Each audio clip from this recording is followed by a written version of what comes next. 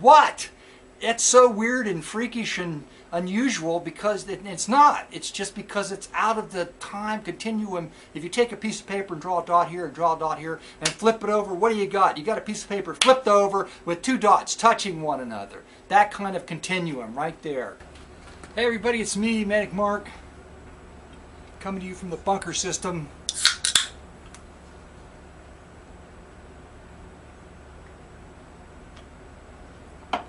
I've been doing heavy duty running.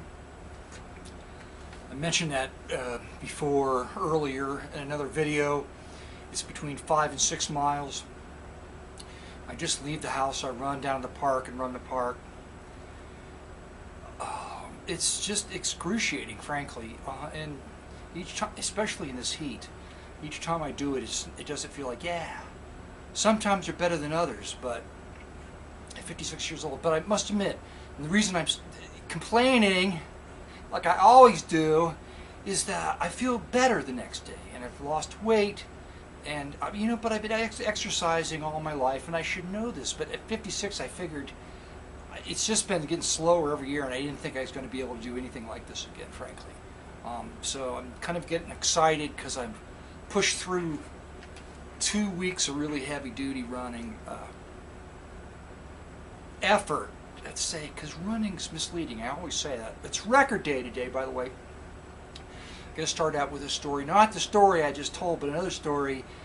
There was a Goodwill that burned, had a fire. Why did it have a fire? Well, a couple of the Goodwill employees who were let go weren't happy about it, and they set a fire in the store. So they shut the store down for a month and cleaned up, opened it, and they used to have lots of records. Now, granted, most of them have been there for 3 years and were disintegrating.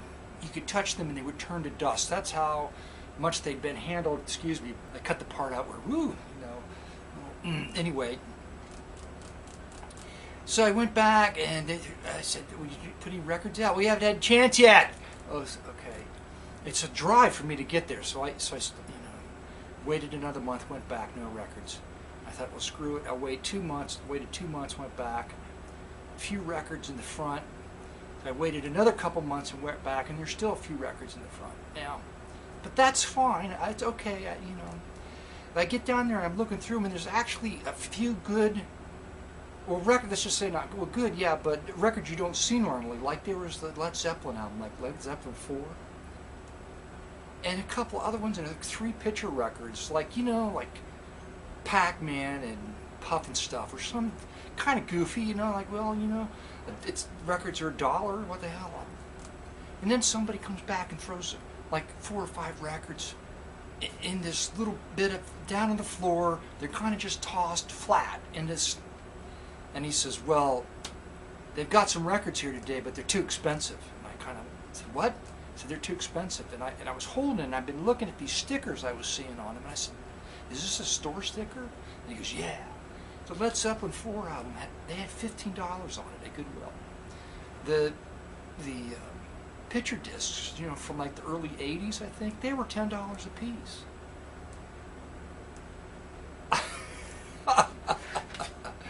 It just blew my mind.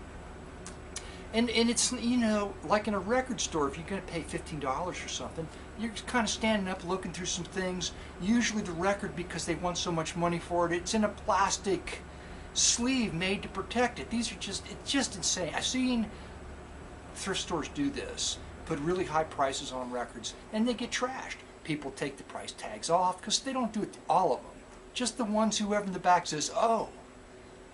And I know I'm going on and on, but it's my video, okay? And they get torn, and they get shelf wear, and they get thrown around, the records get pulled out. It's just insane. The thing of it is, they sell so many records for $1 a piece, okay, that they get for free, that any record store is not even going to take or pay a quarter for if they're paying, that they can afford to sell their Led Zeppelin album for $1. They're making it up on all the other ones. I mean, if you want to look at it in terms of pure economics, the effort it takes to probably look that stuff up, and they're never right. They never have things priced right. Anyway, they don't know what the market value is. Manic Mark, you seem why are you kind of tense? Well, let me tell you, I get out and I'm like 6 miles away from the house before I realize I forgot my wallet. I come back, I get the wallet, I go out, I do one thing, I come around, and the ramp from one freeway to another is freaking closed. I had to drive all the way into the city. It was like a giant fuck loop of fuckage around just a huge amount of extra. So it kind of put me on edge. Let's go right to the records. Bill Black combo. I don't have this one. This is on high-low. This is an earlier one. Bill Black. It's kind of like really basic, almost rock. I believe he influenced the Beatles. Cite him as an early influence. Bill Black. I think he got sick and died early on. I think he may have opened a show for the Beatles. You know, I say all this, and then I'm wrong because I have a really horrible memory. Here's a local on Jewel, sort of a lounge record. It's actually signed this time by one of the members of the group in 1967. I've got a copy of this and listen to it. It's unusual, but it's local, and I'll do okay if I want to get rid of that. Maxine Sullivan and the Jazz All-Stars and some budget label. Tiara? Never heard of it. Tiara Spotlight series. Is there more information or does it even matter? No, it looks like private frickin' press. I don't know who Maxine Sullivan is. Somebody out there you're watching, you know. But it's got a couple of, it's got a Spaniel on it. It's on the front, listed twice. Why is that? And Malagunia. And I know somebody's tried to help me with that, and it was so long ago I don't remember. Okay, Salvation Army. I got lucky and struck a vein of local gospel. It's the Gibson Gospel Singers. That's a stock cover. But when you look on the back, that's a great photograph. You know you might have some good luck. They're local. Where are they out of? Cincinnati. Adco Records. Adco. That's a label I haven't heard of. That's a local label too. Is it pressed on? It's pressed on right. Yay. There's a person that blogs Right Records just for fun, as a hobby. And whenever I find one they don't have, this one may not be on their list, I usually send them a link and they put it on their blog and thank me. It's very nice of them. Also local, on artist, it's the Good News Trio, which I may or not have. I know I've got some of their albums, but I don't remember which one, so I bought these two stock covers, the Good News Trio. Of course, there are 4 of them. That's typical. The Southlanders Sing, the Family Bible. There's the Southlanders. But here they are in the back. 3 of them in the front are sporting fancy, sparkly satin vests. And what are those little flat things you wear under your collar? I don't know. I don't even know what those are called. I've never had one of those. I can tell you the time. Spiritual songs. It's a gospel album. What time is it? It's the end of the world! That's what time it is. Roscoe and Esther Burns. You can't beat the name. Roscoe and Esther Burns. The hymnals sing, I want to be just like my Lord. That's also local. They're out of London, Kentucky. There's a photograph of them. Probably see it right there. This is a very, it's from Martin, Tennessee. Down in the valley. Now, it's almost like it's like a silkscreen. It's a silkscreen cover because the purple's flat. And I think it's a 2-color silkscreen job, but someone built the cover themselves. It's a woman harpist. It's probably horrible and I shouldn't spend all this time. She signed it. What the hell is her name? How do you pronounce her name? A-A-L-T-J-E? Taji Van Denberg. I shouldn't have gone on all that time. It's probably horrible. I got this from my favorite record guy downtown. It's Baroque Organ Works on Turnabout. I picked that up for him. Here's another Dean Upchurch and the Country Explosion in concert. It's on Jewel. It's local. It's autographed all over the cover by the entire frickin' band. And it's sort of country. It's going to be Country Lounge. They do All Shook Up, Don't Be Cruel, Jailhouse Rock. together again. Rocky Top, oh no, Rocky Top. Everybody, wherever you go, they'd always ask for that. But while I was at the high price, silly Goodwill, I did find this album for $1, and I can't wait to listen to it because it's got a really amazing cover that my friend who has he likes organs, and this one is actually, the organ gets a credit on the cover, and it's a Antler jazz organ.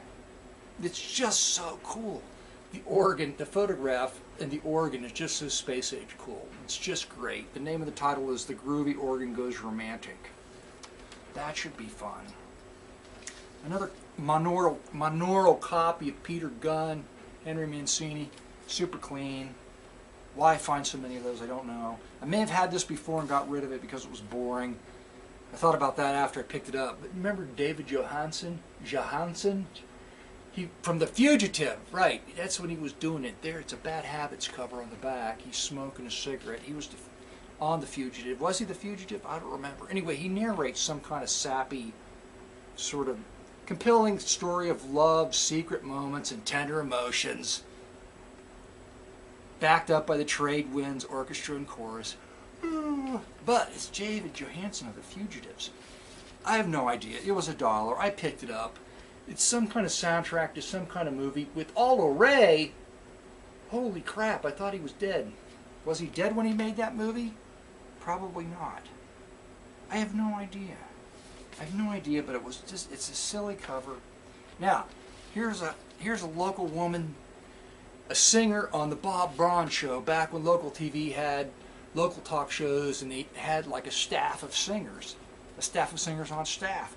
Bonnie Lou, she was on that staff, and here she is now. Why did Bonnie want that second photograph? Why did they always want, there's me and there's me again? Because that second photograph, the way it's lit, it really shows you how old she is. She's probably like, oh my God. But you couldn't do anything about it because it was back in the old days when you couldn't do anything about it. Okay, a current set of standards, a very clean copy of Billy Vaughn.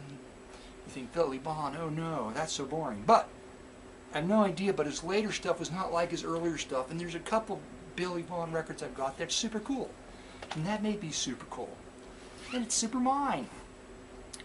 The sound of the Sonder Finnegan Orchestra, well, I don't know if it's going to be any good, but Tink had bought an album, and I bought that same album because Tink bought it. Because I read up on them, and they had a thing, they went on tour, they didn't do well, they owed a lot of money, they were experimenting, and what they tried to do is blend big band and some kind of like advanced experimental kind of jazz stuff together. So I don't know if this is that or later, but it was $1 I picked it up. For 33 cents, it's Mildred Dilling, the First Lady of the Harp, on Urana, really budget label, titled Clarity Bloom. It's probably really, really bad, but I picked it up. The Scenic Land Quartet in their tour bus, visiting some scenic, what the hell? It's got their name on it. It's probably got to suck, but it's local. Okay. Ew, a Henry Mancini album that I probably won't even like, but I bought it. Not even going to show you that. Okay. Now, on to the ones that we may play, and I probably won't play this one, but my good friend Carl suggested that I go look for this one. Okay, he made a video for me that said, Manic Mark, here are all the really good electronic albums you need to look for, and he held up this one. And this is the first, this is George Harrison. Okay, I had no idea. It's the first Beatle album I've ever bought in my life. Shocking, but true, that's right, and it's an electronic album. So I bought it. They go for a very good price, except for some reason, this one probably doesn't have the record in it. I got it reasonable, I don't know. And last but not least, just Mr. Electronicus. I know I'm wearing the wrong headgear for Mr. Electronicus today, but this, I just happened to just pick this one up.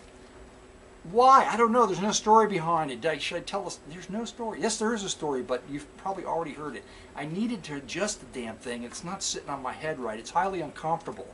Charles Dodge wrote a piece of music back in 1942, Earth's Magnetic Field, okay? You can read it when I put this up on the screen, because undoubtedly I'm going to play a track from Earth's Magnetic Field. They just put a giant microphone on the Earth where the magnetic field is strongest, that's not true. What's hanging down there? I put this up front because like to put something up front out of the timeline, the continuum up front, so you're like,